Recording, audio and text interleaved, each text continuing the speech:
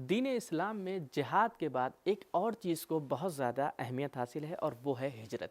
کب واجب ہوتی ہے، کن لوگوں پر واجب ہوتی ہے، اور اگر کسی کے اوپر یہ ہجرت واجب ہو جائے اور پھر بھی وہ ہجرت نہ کرے تو اس کی سزا کیا ہوگی؟ ناظرین اکرام السلام علیکم۔ اس قرآنی سفر میں ایک مرتبہ پھر سے آپ سبھی کو خوش آمدید عرض کرتے ہیں۔ آج ہم سورہ نساء کی 3 آیتوں کی تفسیر کے ساتھ آپ کے سامنے حاضر ہوئے ہیں، تو آئیے چلتے ہیں آج کی پہلی آیت کی تفسیر کو جاننے کے لیے اس کی تلاوت اور ترجمے کو سنتے ہیں۔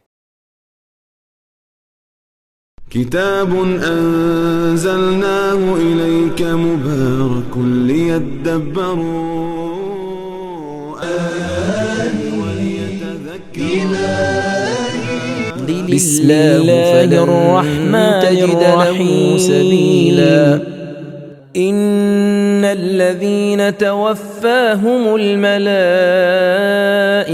ظالمي أنفسهم قالوا فيم كنتم قالوا كنا مستضعفين في الأرض قالوا ألم تكن أرض الله واسعة فتهاجروا فيها فَأُولَئِكَ مَأْوَاهُمْ جَهَنَّمُ وَسَاءَتْ مَصِيرًا۔ بے شک جن لوگوں کی روح فرشتے اس حالت میں قبض کرتے ہیں کہ انہوں نے اپنے اوپر ظلم کیا ہوتا ہے تو وہ فرشتے ان سے پوچھتے ہیں کہ تم کس حالت میں تھے، تو وہ کہیں گے کہ ہم تو زمین میں مستضعف اور مجبور تھے کہ ناچار کافروں کے ساتھ محاذ جنگ میں شامل تھے۔ تو فرشتے جواب میں کہیں گے کیا خدا کی زمین وسیع اور پھیلی ہوئی نہیں تھی کہ اس میں ہجرت کر جاتے؟ تو ایسے لوگوں کا ٹھکانہ جہنم ہے اور وہ بہت بڑا ٹھکانہ ہے۔ اس آیت کریمہ میں کچھ اہم پوائنٹس بیان کیے گئے ہیں، آئیے انہیں جان لیتے ہیں۔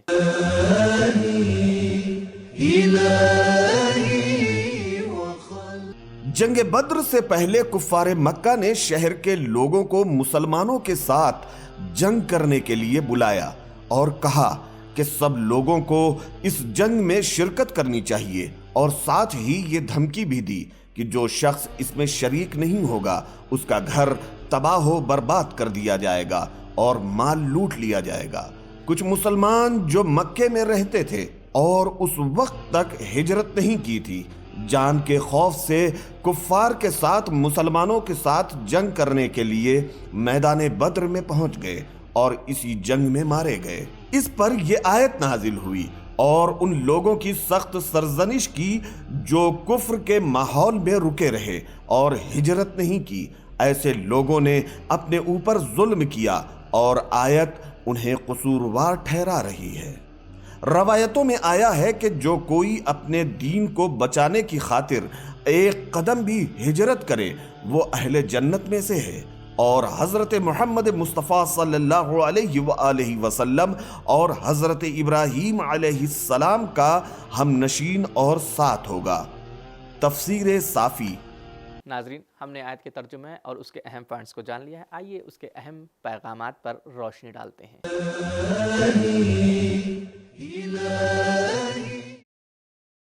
1. فرشتے انسانوں کے کاموں سے آگاہ ہوتے ہیں۔ 2. ہجرت کا ترک کر دینا اور ہدف اور عقیدے کو چھوڑ دینا اپنے اوپر ظلم ہوتا ہے۔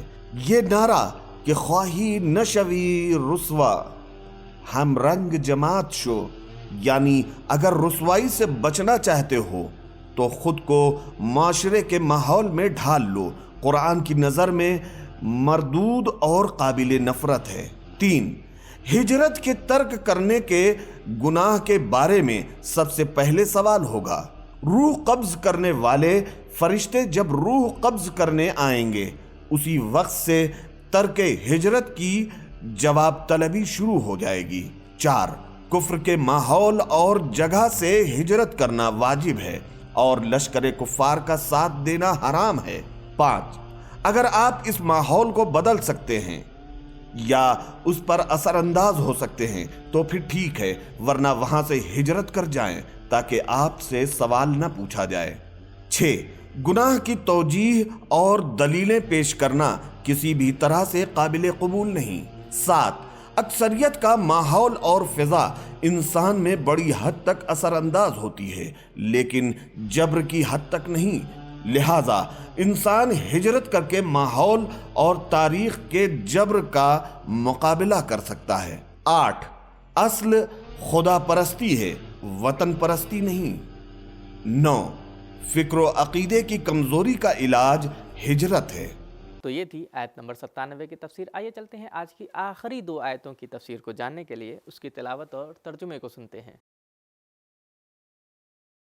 إلا المستضعفين من الرجال والنساء والولدان لا يستطيعون حيلة ولا يهتدون سبيلا فأولئك عسى الله أن يعفو عنهم وكان الله عفوا غفورا۔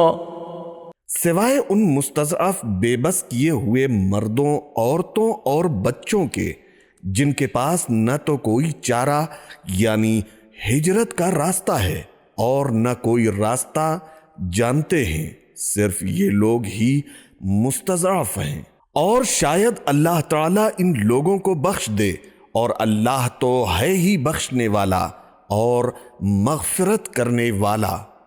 تو یہ تھا 2 آیتوں کا ترجمہ۔ آئیے چلتے ہیں آیتوں کے نکات کو بھی جان لیتے ہیں۔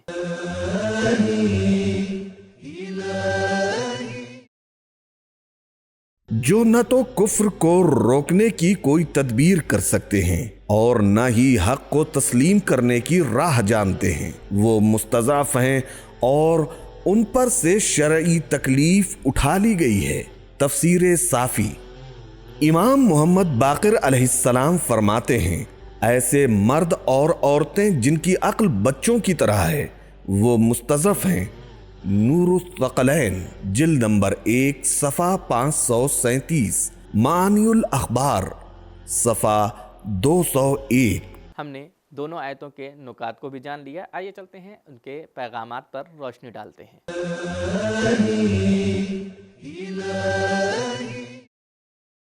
1 شرعی تکلیف کے لیے قدرت و طاقت یعنی استطاعت کا ہونا ضروری شرط ہے۔